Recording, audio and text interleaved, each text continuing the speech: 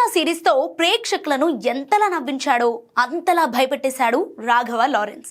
మునితో మొదలైన ఈ ప్రయాణం కాంచనా, గంగా, కాంచనా 3 వరకు వచ్చేసరికి ఒక బ్రాండ్ గా మారిపోయింది.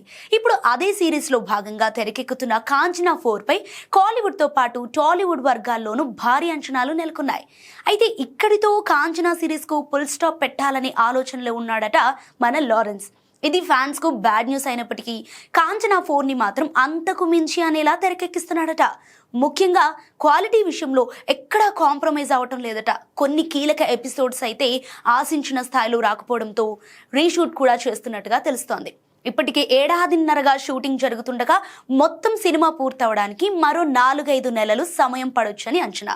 దీనికి ప్రధాన కారణం ఏంటంటే భారీ విజువల్ ఎఫెక్ట్స్, కొన్ని సీన్స్ రీడిజైన్, రీషూట్స్ అని అంటున్నారు. మరి ముఖ్యంగా హారర్ ఎపిసోడ్స్ ను ఇప్పటి వరకు కాంచనా సిరీస్ లో చూడని రీతిలో ప్లాన్ చేస్తున్నారని టాక్ వినిపిస్తోంది. ఇక ఇప్పటి వరకు తెరపై అందంగా కనిపించిన బుట్టబొమ్మ పూజా హెగ్డే ఈసారి ప్రేక్షకులను భయపెట్టడానికి సిద్ధమవుతోంది.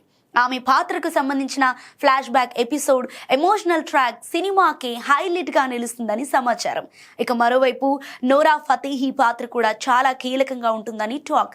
మొత్తంగా కాంచనా 4 ను అంతకు మించి అనేలా ప్లాన్ చేస్తున్నాడు లారెన్స్.